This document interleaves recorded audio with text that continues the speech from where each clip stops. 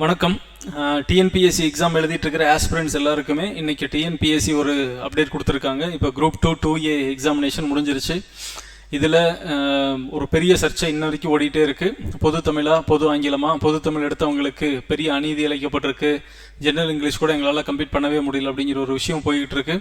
So இந்த group 2 நல்ல ஒரு சாதகமான ஒரு தேர்வு முடிவை எதிர்பார்க்க இயலாதவர்களுக்கும் கூட எல்லாருக்குமே இருக்கக்கூடிய ஒரு பெரிய கேள்வி என்ன அப்படின்னா, அட்லீஸ்ட் நம்ம லாஸ்ட்டாக எழுதின குரூப் 4 எக்ஸாமினேஷனில் ரிசல்ட் வந்துருமா அப்படிங்கிற ஒரு எதிர்பார்ப்பு பெருசாக இருக்குது. ஏன்னா குரூப் 4க்கு ஜென்ரல் இங்கிலீஷ் இல்லை, ஜென்ரல் தமிழ் தான் எழுதணும். அப்படிங்கிறப்ப அதில் இங்கிலீஷ் மீடியம் ஸ்டூடெண்ட்டோட காம்படிஷன் கம்மியாக இருக்கும். கம்ப்ளீட் காம்படிஷன் அப்படிங்கிறது முழுக்க முழுக்க தமிழ் மீடியம் ஸ்டூடெண்ட்டுக்குள்ளே மட்டும்தான் இருக்கும். அப்படிங்கிறதால இப்போ குரூப் 2 ஃபோக்கஸ் பண்ணி எழுதின பல பேருடைய அதிகபட்ச நம்பிக்கை கூட குரூப் 4லையாவது நமக்கு இந்த வருஷம் ஒரு சர்வீஸ் வந்துருச்சுன்னா குரூப் 4ல் நம்ம உள்ள ஃபிக்ஸ் ஆயிடலாம், ஒரு வேலைக்குன்னு ஒன்று போயிடலாம். அப்புறம் குரூப் 4ல் உள்ள வேலைக்கு போனதுக்கப்புறம் நம்ம அடுத்தடுத்த தேர்வுகளுக்கு கூட நம்ம தயாராகிக்கலாம் அப்படிங்கிற ஒரு எண்ணம் ரொம்ப ஸ்ட்ராங்காக இருக்குது.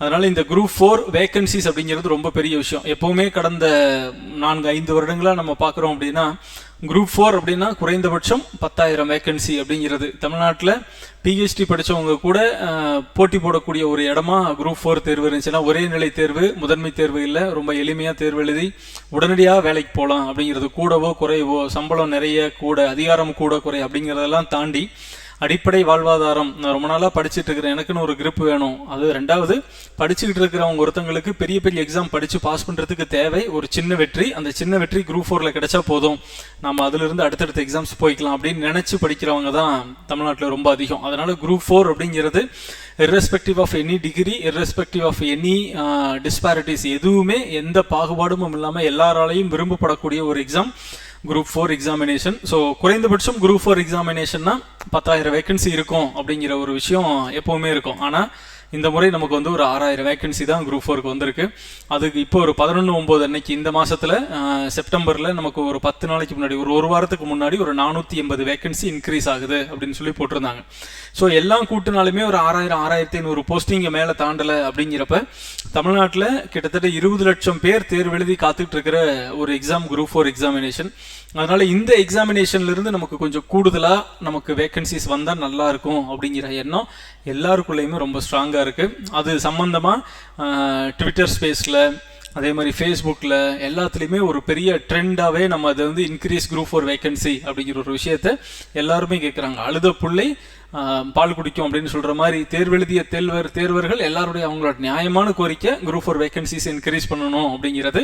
அது தொடர்ந்து சாத்தியமான எல்லா வழிகளிலும் இது வந்து டிஎன்பிஎஸ்சியுடைய கவனத்துக்கு போகிற மாதிரியான நடவடிக்கைகள் தொடர்ந்து எல்லா விஷயத்துலையுமே, பிரிண்ட் மீடியா, மாஸ் மீடியா, எல்லா வழியிலையுமே அது தொடர்ந்து அந்த கோரிக்கை வலுப்பெற்றுக்கிட்டே இருந்துச்சு. அதுக்கு டிஎன்பிஎஸ்சி இன்னைக்கு அவங்களே ஒரு பதில் கொடுத்துருக்காங்க. டிஎன்பிஎஸ்சியுடைய அஃபீஷியல் ஸ்பேஸில் அவங்க வந்து ஒரு பதில் கொடுத்துருக்காங்க. குறைதீர் அழைப்பு மையம், டிஎன்பிஎஸ்சியுடைய டோல் ஃப்ரீ நம்பரில் அடிக்கடி கேட்கப்படும் கேள்வி அப்படின்னு அவங்களே கொடுத்துருக்காங்க. ஒருங்கிணைந்த குடிமைப் பணிகள் தேர்வு 4 தொகுதி 4 பணிகள் அறிவிக்கை எண்ணில் அறிவிக்கப்பட்ட காலி பணியிடங்களின் எண்ணிக்கை அதிகரிக்கப்படுமா அப்படிங்கிற ஒரு கேள்விதான் எங்களுக்கு அதிகப்படியாக மெயில்லையும் ஃபோன்லையும் வருது அப்படிங்கிறத அவங்களே மென்ஷன் பண்ணுறாங்க. இன்னொன்று, அதுக்கு பதில் அவங்க சொல்கிறாங்க, பிற்சேர்க்கை மூலமாக 480 காலிப்பணியிடங்கள் கூடுதலாக சேர்க்கப்பட்டுள்ளது. காலிப்பணியிடங்களின் எண்ணிக்கை அதிகரிக்கப்பட்டால் தேர்வு முடிவுகள் வெளியிடப்படுவதற்கு முன்னர் பிற்சேர்க்கை வாயிலாக அறிவிக்கப்படும். இது தொடர்பான சமீபத்திய தகவல்களுக்கு ஆணையத்தின் அதிகாரப்பூர்வ இணையதளத்தை காணுமாறு கேட்டுக்கொள்ளப்படுகிறார்கள் அப்படிங்கிற இதில் 2 விஷயம் கிளியராக உங்களுக்கு சொல்லியிருக்காங்க.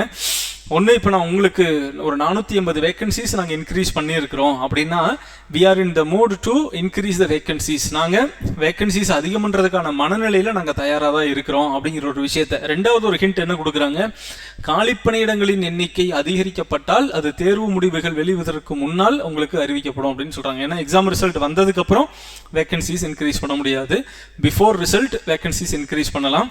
அப்படி வேக்கன்சிஸ் இன்க்ரீஸ் பண்ணணும் அப்படின்னா தமிழ்நாடு முழுவதும் துறைவாரியாக ஒரு லேட்டஸ்ட் டேட்டா வாங்குவாங்க. ஒவ்வொரு துறையிலும் எவ்வளோ காலி பணியிடங்கள் இருக்கு, அவசிய தேவை எவ்வளோ பேரை ஃபில்அப் பண்ணணும் அப்படிங்கிற ஒரு டேட்டா எடுப்பாங்க.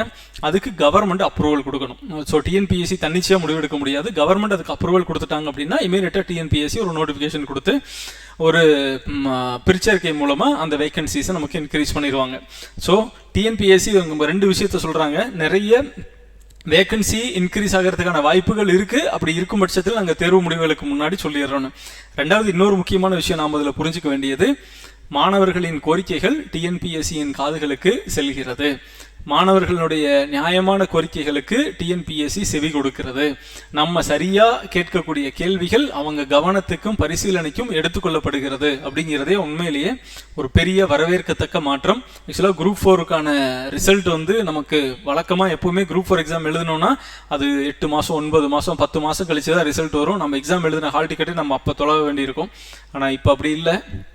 நியூ சேர்மன் வந்ததுக்கப்புறம் குரூப் 4ஓட ரிசல்ட் அக்டோபர் மாதம் வெளியிடப்படும் அப்படிங்கிற ஒரு அஷூரன்ஸை கொடுத்துருக்காரு. அதனால் அக்டோபர் மாதம், அடுத்த மாதம் நம்ம அந்த ரிசல்ட் எதிர்பார்க்கலாம். நன்றாக தேர்வு எழுதியவர்கள், பொது தமிழை நன்றாக செஞ்சுருக்கிறவங்க, அது எல்லாருக்குமே நமக்கு அந்த தேர்வுக்கான முடிவுகளை நல்லபடியாக எதிர்பார்க்கலாம். தமிழ்நாட்டில் இருக்கிற லட்சக்கணக்கான தேர்வர்களுடைய ஒற்றை கோரிக்கை அப்படிங்கிறது குரூப் 4 எக்ஸாமில் வேக்கன்சிஸை இன்க்ரீஸ் பண்ணுங்க அப்படிங்கிறது. அதற்கான எல்லா வழிகளிலும் நாங்களும் முயற்சி பண்ணுறோம். மாணவர்களாகிய நீங்களும் முயற்சி பண்ணுங்க. எல்லா வழியிலையும் இந்த கோரிக்கையை வலுவாக அதை கொண்டு போய் சேர்ப்போம். நிச்சயமாக அவங்க அதற்கு தேவையான ஒரு சாதகமான பதிலை மாணவர்களுக்கு கொடுப்பாங்க அப்படிங்கிற நம்பிக்கை நமக்கு நிறைய இருக்குது. அந்த நம்பிக்கையை தான் டிஎன்பிஎஸ்சி கொடுத்துருக்குற இந்த அஃபீஷியல் நியூஸும் கொடுத்துருக்குறாங்க. ஸோ அடுத்து வரக்கூடிய அஃபீஷியல் நியூஸ் வரைக்கும் வெயிட் பண்ணுவோம். கண்டிப்பாக நமக்கு கிடைச்சிரும். அது வரைக்கும் ஓய்ந்திருக்கலாகாது பாப்பா அப்படின்னு பாரதி சொன்னதை மட்டும் மைண்டில் வச்சுக்கிட்டு எந்த ரிசல்ட் வந்தாலும் சரி, அது வர வரைக்கும் ஓடிய ஓட்டத்தை தொடர்ந்து கொண்டே இருக்க வேண்டும். பயிற்சி பெற்றுக்கொண்டே இருக்க வேண்டும். நடுவில் எந்த இடத்துலையும் கேப் விடக்கூடாது. தமிழில் குறைவான மதிப்பெண் வாங்கணுமே அப்படின்னு மனசை விட்டுட்டு புக்கெல்லாம் எடுத்து மூட்டை கட்டி வச்சுட்டு நெகட்டிவான ஒரு ஆஸ்பெக்டுக்கு போயிடக்கூடாது.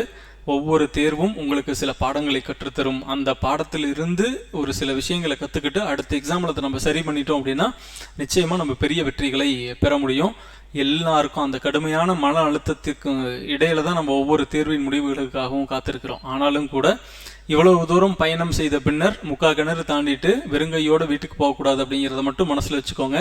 எத்தனை புற அழுத்தம் இருந்தாலும், எத்தனை மன உளைச்சல் இருந்தாலும் நிச்சயமாக இந்த தேர்வு, இந்த போட்டித் தேர்வு உலகத்திலிருந்து நான் வெறுங்கையை வீசிட்டு போக மாட்டேன் அப்படிங்கிற ஒரு உறுதியான எண்ணத்தை மட்டும் வச்சுக்கிட்டோம் அப்படின்னா தொடர்ந்து பயிற்சியில் இருப்போம். உங்களுக்கான பணி, உங்கள் மனதுக்கு நிறைவான பணிக்கு நீங்கள் போக வரைக்கும், அது நீங்கள் குரூப் 4ல் பாஸ் பண்ணலாம், குரூப் 2ல் பாஸ் பண்ணலாம்.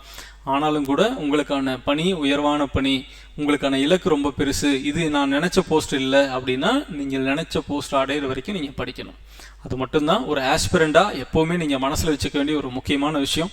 அந்த எண்ணத்தை ஒரு துளி கூட பின்வாங்காமல் தொடர்ந்து உழையுங்கள். நிச்சயமாக வெற்றி கிடைக்கும். வாழ்த்துக்கள்.